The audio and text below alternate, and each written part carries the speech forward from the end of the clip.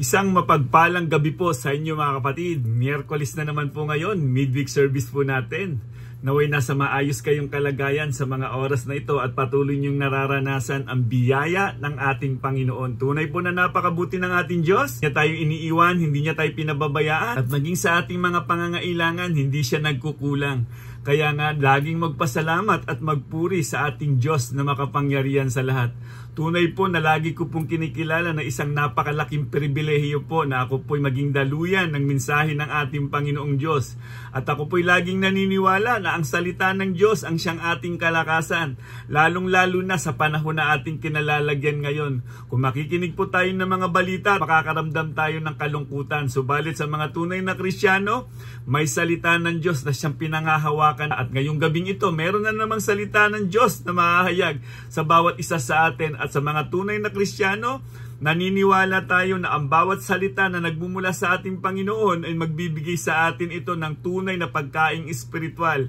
At maraming salamat sa ating Panginoong Diyos. Noong nakaraang Sunday, napagpala tayo sa mensahe ng ating Panginoon. Tunay nga po na pinaghahanda na tayo na malapit nang dumating ang ating Panginoon. Bilang mga Kristiyano, dapat yun ang laman ng puso't isip natin. Lagi tayo maging handa na anytime pwedeng dumating ang ating Panginoon. Kaya ito yung panahon na hindi na po tayo nagpapa-easy-easy. Kaya nga dapat sa panahon na kung ano ang gusto ng Diyos, kung ano yung nais ng Panginoon sa buhay natin, maging sensitibo po tayo sa pagkilos ng banal na Espiritu sa buhay natin mga kapatid. Kung sinasabi po natin Kristiyano tayo, dapat mahalaga sa atin ang araw ng pagsamba sa ating Diyos na makapangyarihan sa lahat. Kaya nga doon nahahayag ang panawagan ng ating Panginoon. Kaya nga masarap maging Kristiyano dahil mayroong purong salita ng Diyos na patuloy niyang ipinapakain sa atin at napapagpala tayo sa mensahe ng ating Panginoon. At ngayong gabing ito, meron na namang panawagan ng ating Diyos.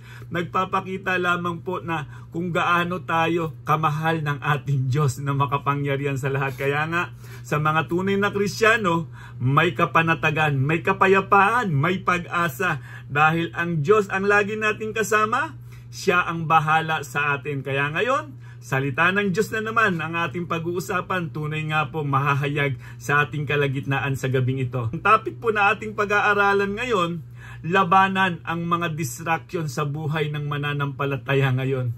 Maraming mga distraction sa panahon po na ating kinalalagyan, lalo na nung sinuko natin ang ating buhay at tayo'y napabilang na isang tunay na Kristiyano. May mga distraction po talaga. May mga hadlang o balakid na hindi ka dapat lumago dahil totoong may kaaway.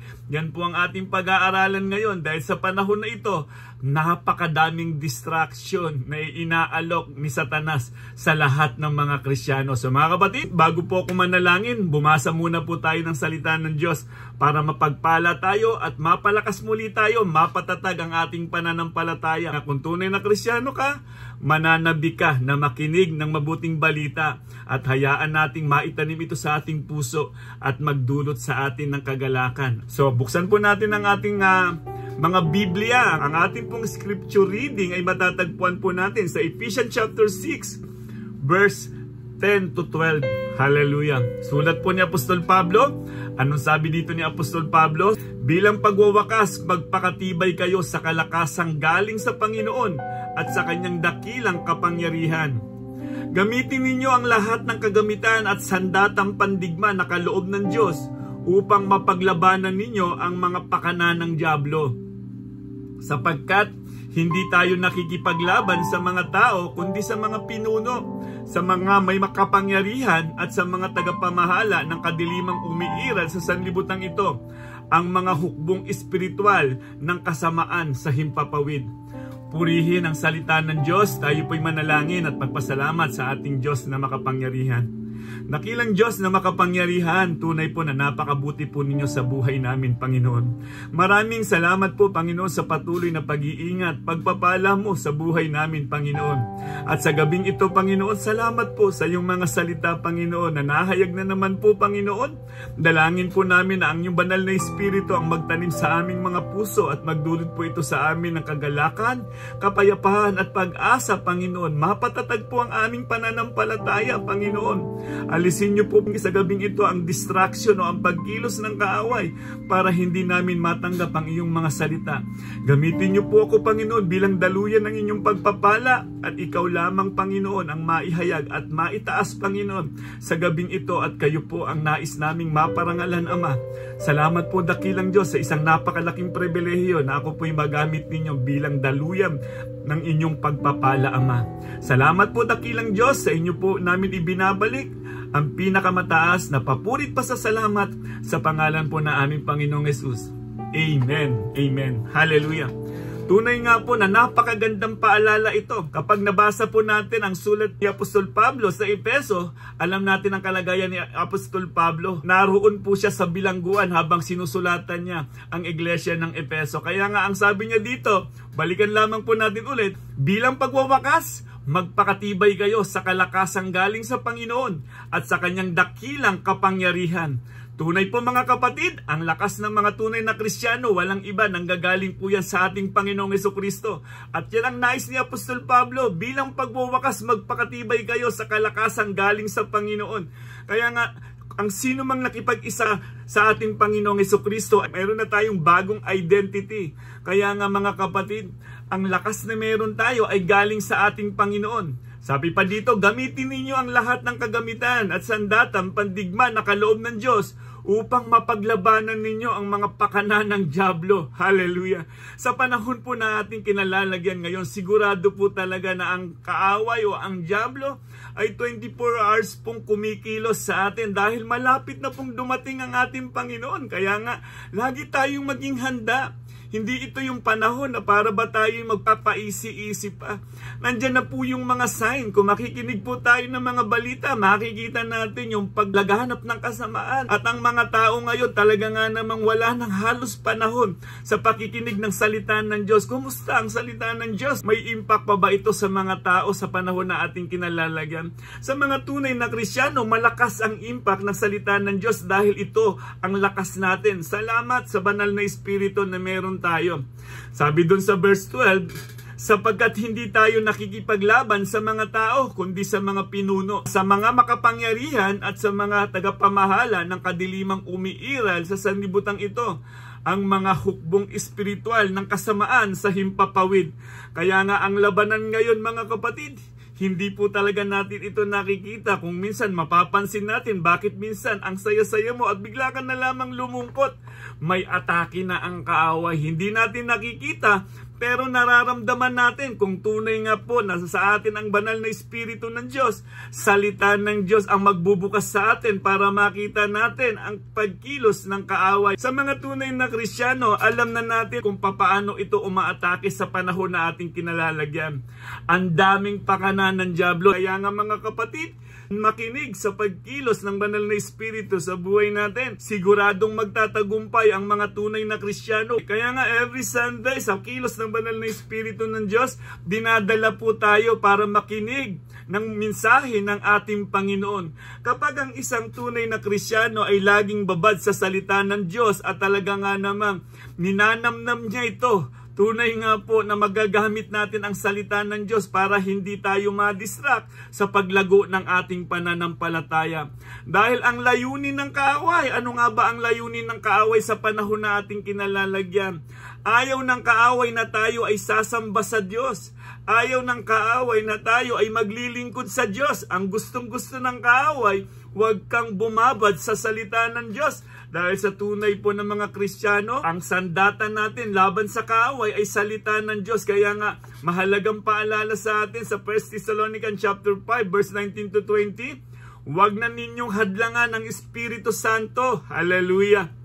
Huwag na ninyong baliwalain ang anumang pahayag mula sa Diyos. Kapatid, kung sinasabi natin Kristiyano tayo, dapat meron tayong mataas na paggalang sa pahayag na mula sa ating Diyos o ang salita ng Diyos. Dapat nagbibigay ito sa atin ng tunay na kagalakan. Kung mapapansin natin, ang labanan po natin ngayon, hindi po talaga natin nakikita.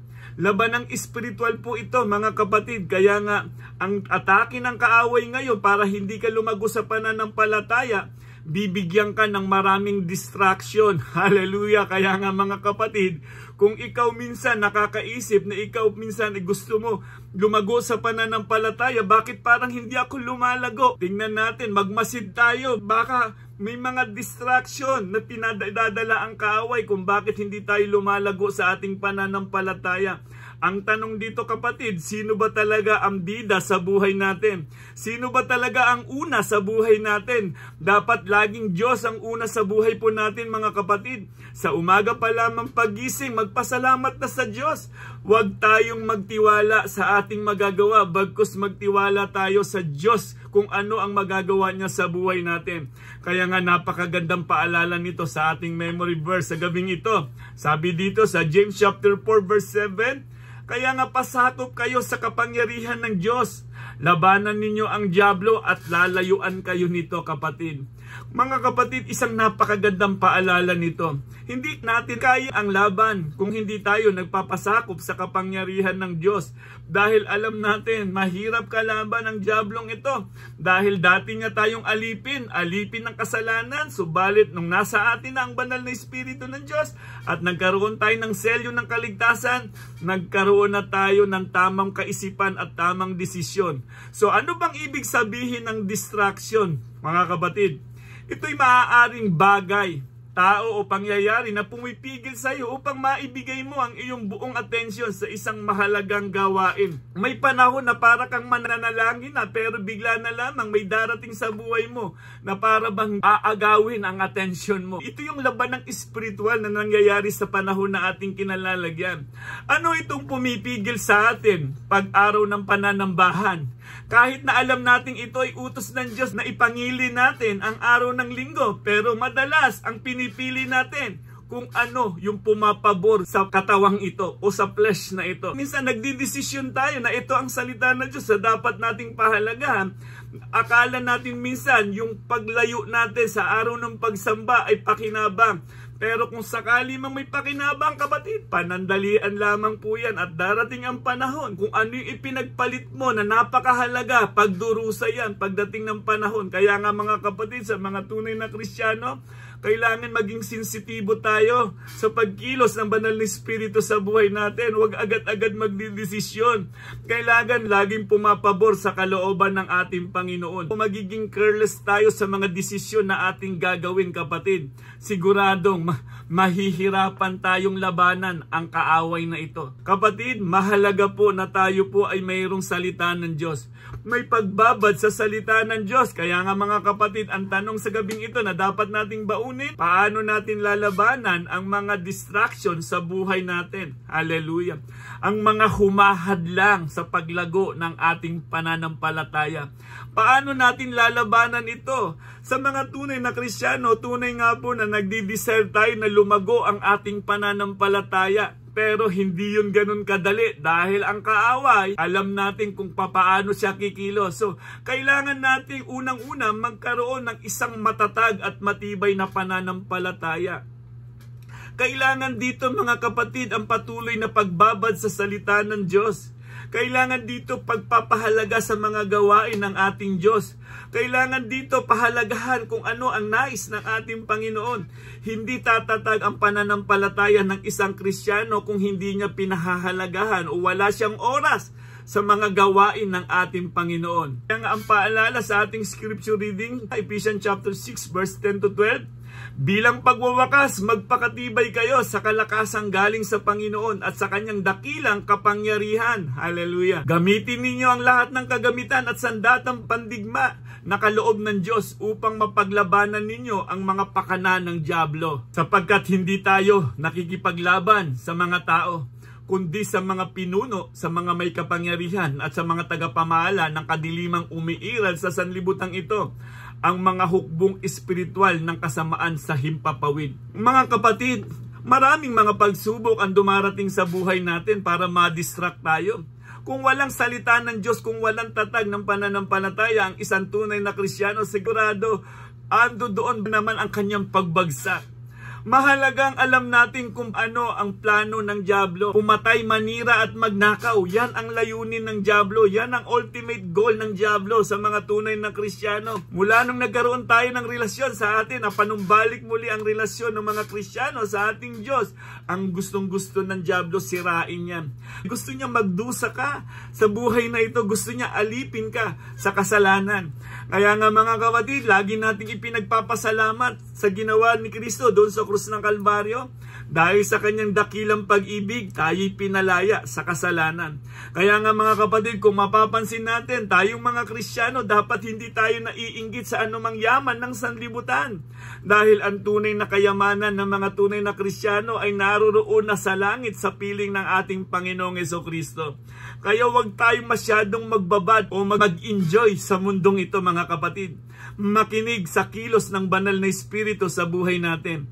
Kung mapapansin po natin si Asaph sa mga awit chapter 73 verse 26, sabi niya bata pa lang nasa templo na siya, subalit parang iba yung kanyang nakikita sa kabila ng kanyang pagtatapat sa Diyos. Bakit parang siya naghihirap? Samantalang yung mga taong walang takot sa Diyos, bakit parang nananagana? Realization po sa panahon po na ating kinalalagyan. Huwag po tayong magpa-distract. Kung tunay na Kristiyano tayo, ang yaman natin ay hindi dito sa mundong ating kinalalagyan.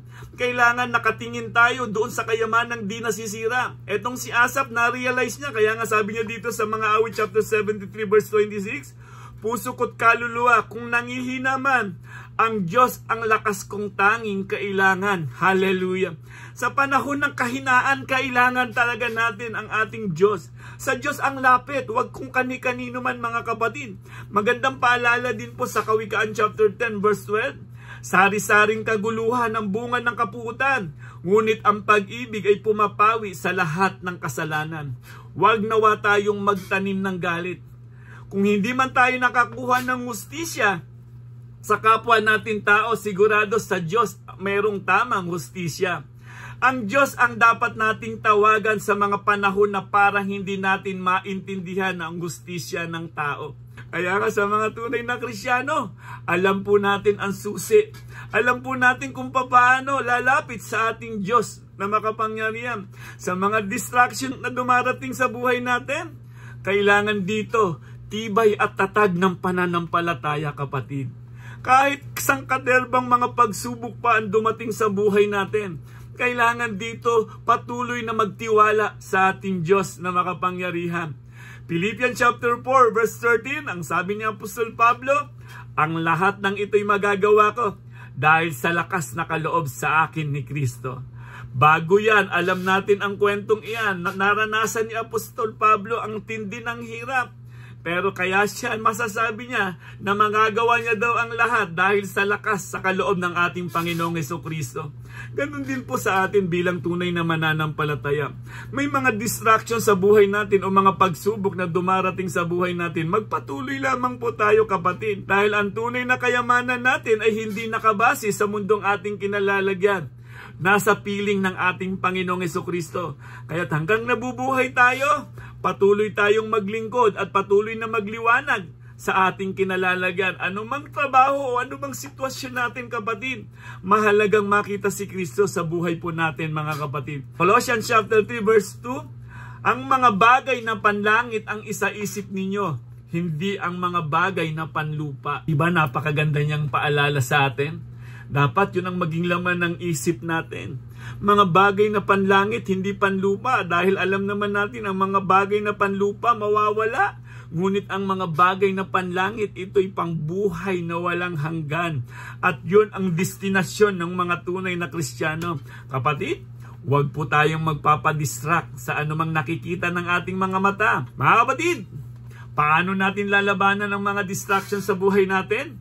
Unang-una, kailangang magkaroon ng isang matatag at matibay na pananampalataya. Kapatid, desisyon lang po yan sa pagbabad sa salita ng Diyos. Mahalaga sa araw-araw natin, mayroon tayong sandata na salita ng Diyos. Pangalawa po mga kapatid, Kailangan nating maituon ang paningin sa ginawang pagliligtas ni Kristo sa atin. Hallelujah. Kailangan nating maituon sa ating Panginoong Hesukristo kung ano ang ginawa niya doon sa krus ng Kalbaryo para sa iyo, para sa akin. Dahil sandata din po natin yan para malabanan ang mga distraction na ginagawa ni Satanas sa buhay po natin. Dakilang pag-ibig ang makikita natin yon. Meron siyang pagmamalasakit sa atin, mga kapatid. Binigay niya ang kanyang buhay para tayo ay maligtas at magkaroon ng buhay na walang hanggan. Ang salita ng Diyos o pangako ng Diyos ang siyang ating kalakasan.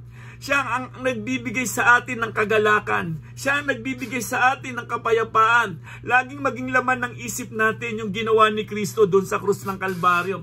Dahil diyan nakasandig ang ating kaligtasan. Hallelujah.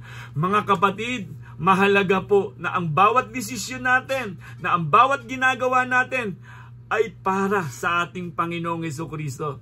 Sabi sa Ephesians chapter 6 verse 12, sapagkat hindi tayo nakikipaglaban sa mga tao, kundi sa mga pinuno, sa mga may kapangyarihan at sa mga tagapamahala ng kadilimang umiiral sa sanlibutan ito, ang mga hukbong espiritual ng kasamaan sa himpapawid. Hallelujah. Dadalhin tayo ng banal na espiritu sa buhay na may kabanalan. Hindi tayo nito dadalhin sa paglayo sa ating Diyos na makapangyarihan sa lahat. Kailangan lamang nating matutong sumunod. Huwag tayong matakot sa mga distraction na ginagawa ng kaaway. Naalala ko tuloy ang kwento ni Nehemiah. Pamilya na pamilya sa atin, mga kapatid. Mayroong 3 tao na humahad lang sa misyon na nais ipagawa ng Diyos kay Nehemiah. Sila Sanballat, Gesem at Tobias. Hinahadlangan siya para hindi matapos ang bakod na ginagawa para sa Jerusalem. Pero itong si Nehemiah, dahil mayroong tunay na relasyon sa Diyos, tinapos niya ang bakod ng Jerusalem. At alam natin ang nangyari, hindi siya nagpa-distract. Dahil alam niya, ang mga taong ito pilit siyang ilayo. Minsan sa buhay natin, mga kapatid, may mga distraction dumarating sa buhay natin. Kailangan nakapokus tayo sa ating Panginoong Hesukristo. Kung ano yung bawal at hindi nakalinya sa salita ng Diyos, huwag po nating gagawin, kapatid. Magpatuloy tayo, manindigan tayo sa katotohanan. Dahil bawat laban, alam nating magtatagumpay tayo dahil nasa atin ang banal na Espiritu ng Diyos. Hallelujah. Ephesians chapter 2 verse 2, sinusunod ninyo noon ang masasamang takbo ng mundong ito na napapailalim kayo sa prinsipe ng kasamaan. Ang espiritong naghahari sa mga taong ayaw pasakop sa Diyos. Kapag tayo po ay nagpapasakop sa kapangyarihan ng Diyos, nangangahulugan lamang po yan. Ang banal na espiritu na po ang kumikilos sa buhay natin, mga kapatid. Kaya nga Santiago chapter 4 verse 7, kaya nga pasakop kayo sa kapangyarihan ng Diyos, labanan ninyo ang dyablo at lalayuan kayo nito. Unang-una po, mga kapatid, kailangan po muna nating magpasakop sa kapangyarihan ng Diyos. Kailangan yung buhay natin nakaangkla sa kalooban ng Diyos. Hindi dapat ito lumalaban sa kalooban ng Diyos. Kaya ang laban kapag si Kristo ang ating kasama, kapatid. Tandaan po natin ito, mga kapatid.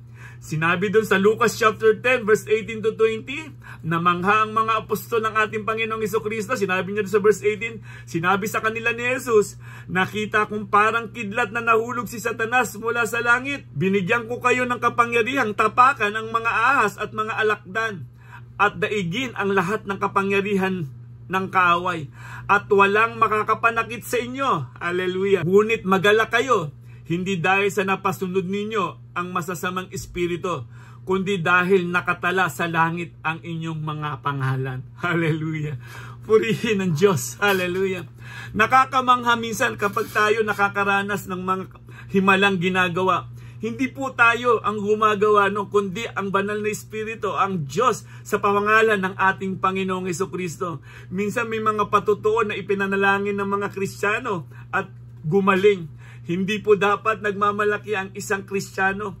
Dahil po yan, pagkilos lamang po yan ng banal na espiritu sa buhay po natin. Sa kapangyarihan, lakas ng ating Panginoong Hesukristo na meron tayo. May paalala ang Biblia sa atin na kahit taglay pa natin ang kapangyarihan mula kay Kristo, huwag po natin ito parang ipagmalaki. ipagyabang dahil ang lahat ng iyan galing lamang po yan sa ating Panginoong Hesukristo.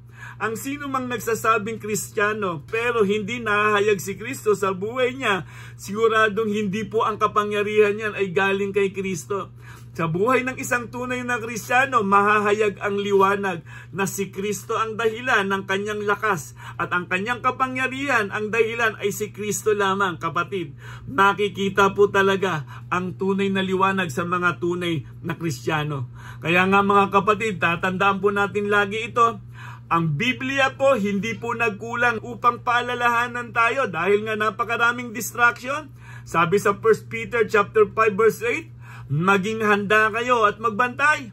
Ang diablo, ang kaaway ninyo ay parang liyong umaatungal at aali-aligin na naghahanap ng masisila. Kapatid, hindi ba't lagi tayong pinaalalahanan? Maghanda ka kapatid. Huwag kang magpaisi-isi. Sa lahat ng mga Kristiyano ay nagdi-deserve din po talaga tayong ma-rapture. Hallelujah.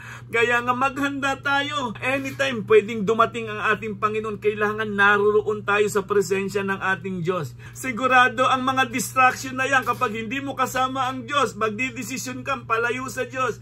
At sigurado, hindi ka magkakaroon ng kapanatagan. Kaya nga sabi dito sa Ephesians chapter 4 verse 27, huwag ninyong bigyan ng pagkakataon ng diablo. Hallelujah. Kaya nga mga kapatid, binibigyan natin ng pagkakataon ng diablo kapag hindi tayo nagpapatawad. Kapag nagtatanim tayo ng galit sa ating kapwa, ang diablo aatake yan at kung ano-ano ang ipipid niyan sa isip natin.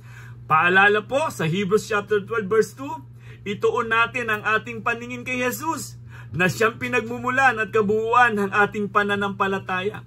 Dahil sa kagalakang naghihintay sa kanya, hindi niya ikinahiyang mamatay sa krus at siya ngayon nakaupo sa kanan ng trono ng Diyos. Meron na pong namamagitan sa atin, ang ating Panginoong Hesukristo. Kaya nga kapatid, sigurado ang tagumpay ng sino mang nagsasabing Kristiyano at nagpapatuloy sa kalooban ng ating Diyos.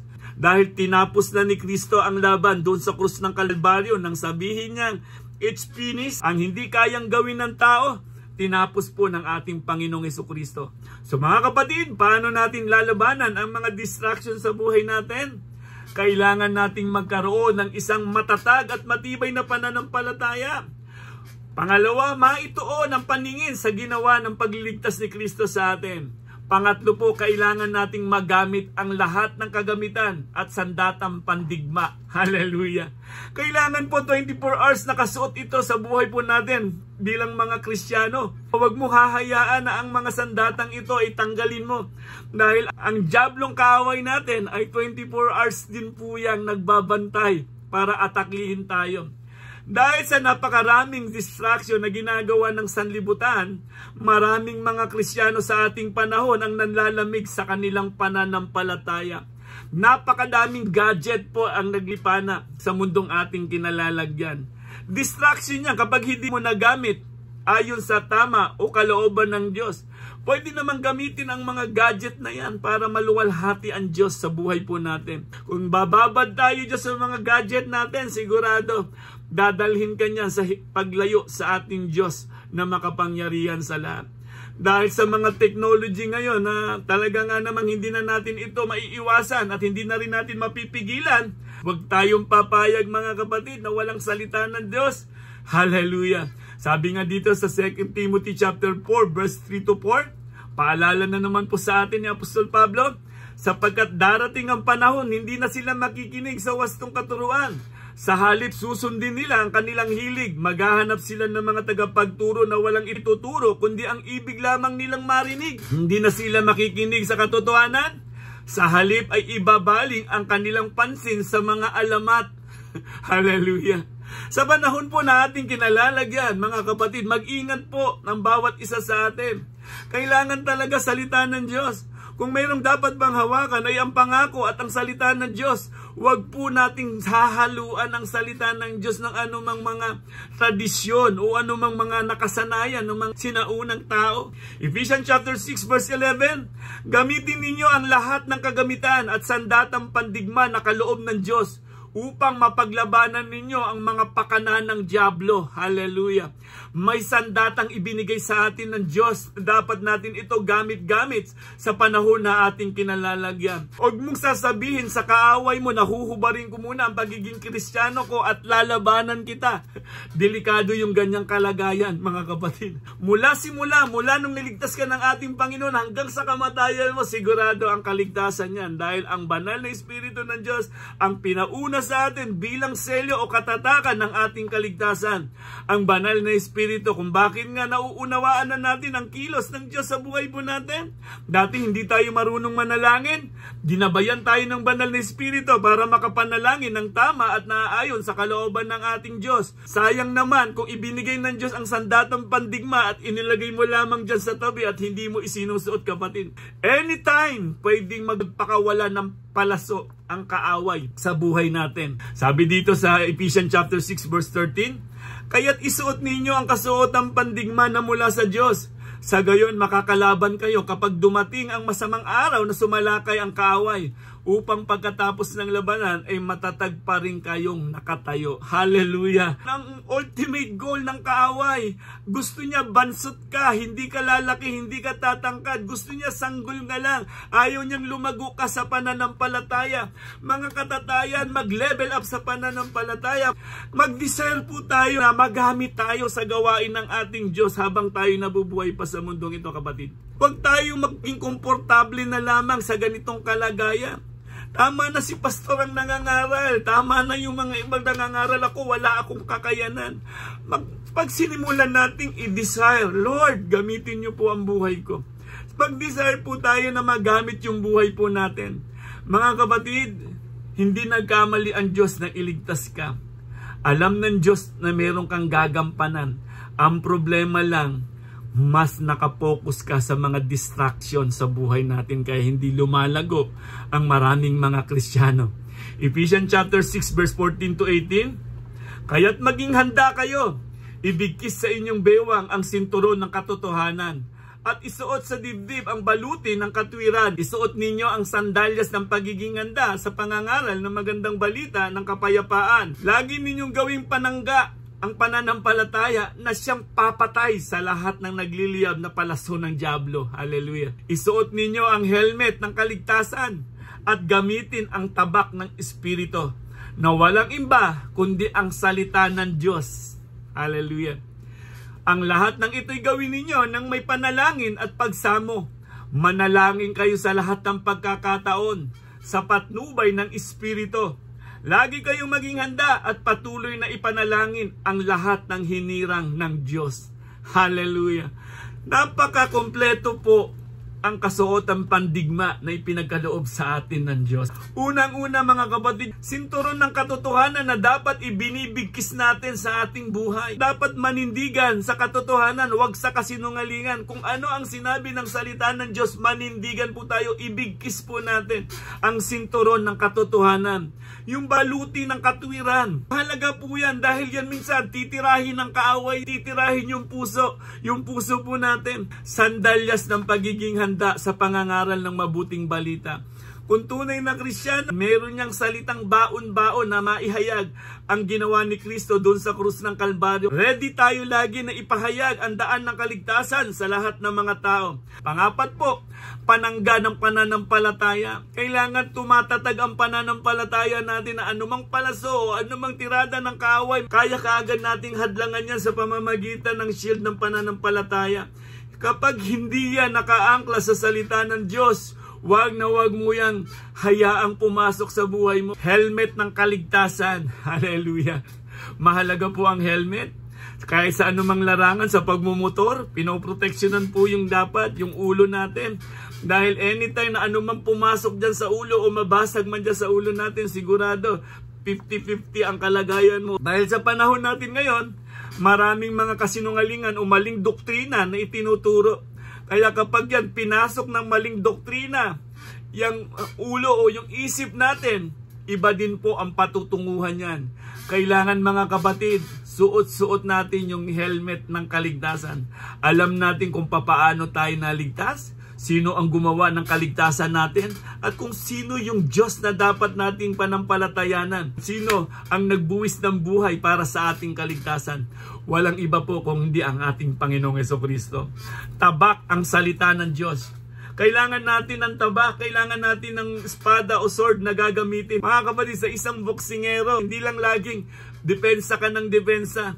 Kailangan mo ring umatake. Ang atake natin, mga kapatid, kailangan natin ang salita ng Diyos, dahil yan lang ang tinatakbuhan ng dyablo. Salita ng Diyos, kaya nga mahalaga na tayo bumababad sa salita ng Diyos, dahil makapangyarihan ito. Hallelujah! Dahil ang salita ng Diyos, may magandang plano ito sa buhay po natin. Malalaman po natin. At kapag nakababad tayo sa salita ng Diyos, hindi po talaga masasayang o mawawalan ng kabuluhan ang salita ng Diyos sa buhay po natin. Pampito po, mga kapatid, panalangin. Ang pananalangin ay sumisimbolo ng pagpapakumbaba sa harapan ng ating Diyos na hindi natin kaya ang laban. Kaya lumalapit tayo sa Diyos para manalangin sa Kanya, humingi ng tulong. Dahil tayong mga tao, huwag tayong umastang parang Diyos. Mayroon tayong mga kakulangan. Sa Diyos dapat lagi ang pagpapakumbaba. Lapit lagi sa Diyos sa lahat ng ating mga pangangailangan.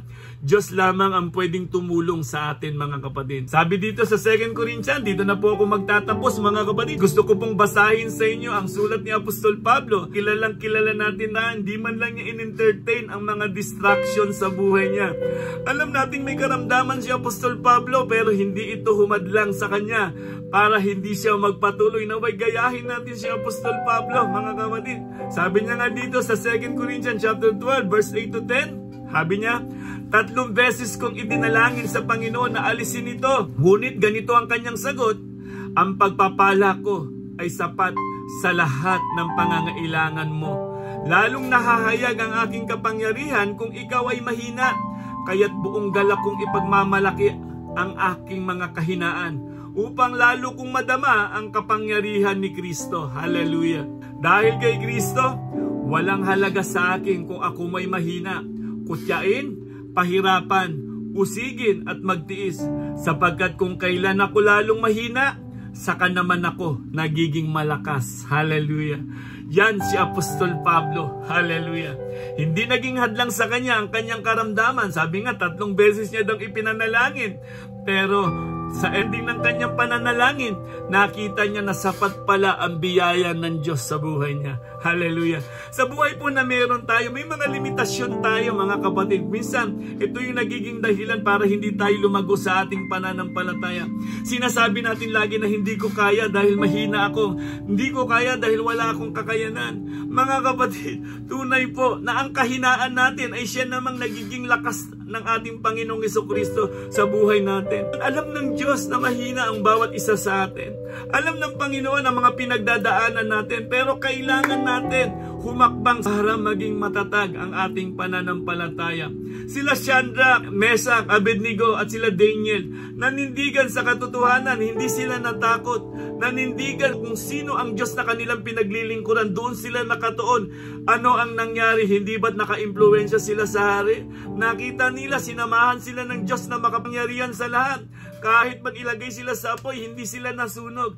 Si Daniel, kahit ipinakain sa mga leon, dahil nanindigan sa katotohanan, dahil sa tindi ng kanilang pananampalataya, nahayag ang Diyos sa buhay nila at naka-impluwensya ito sa mga haring hindi kumikilala sa tunay na Diyos.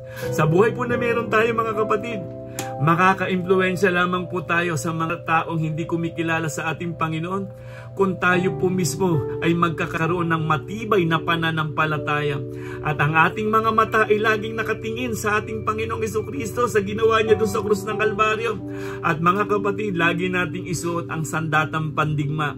Dahil habang nabubuhay tayo ngayon na nagdeklara na tayong Kristiyano, totoo po ang labanang espiritual. Kaya nga, mga kapatid, mahalaga na tayo bumababad sa salita ng ating Panginoon. Pahalagahan po natin ang bawat gawain. Inilagay yan ng Diyos para hindi ka mapahamak, para lalo kang lumago at tumatag ang iyong pananampalataya. Kapatid, Huwag nawa tayong tatamarin sa anumang mga gawain na inilaan sa atin ng Panginoon.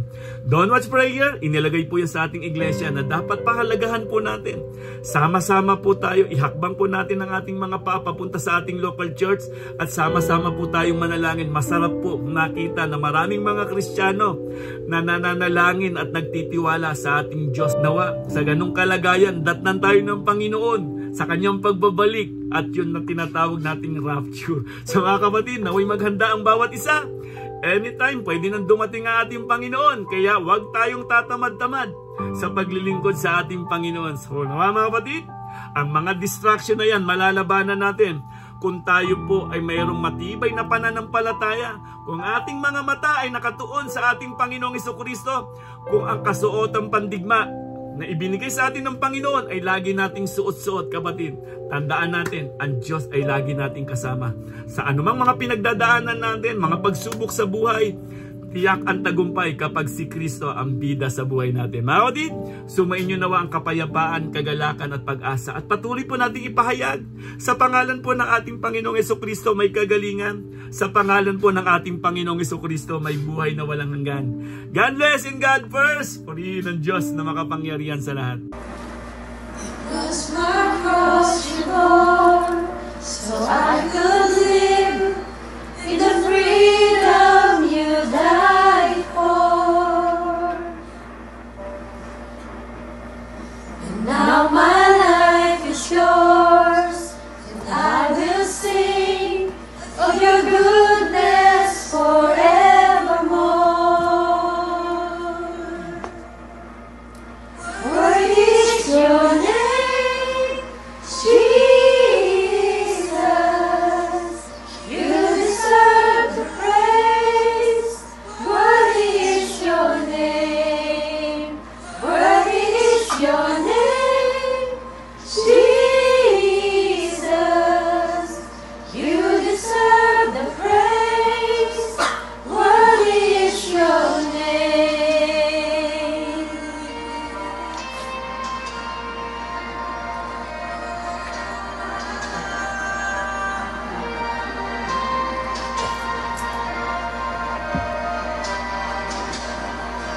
And now my shame is gone. I stand amazed in your love undeniable.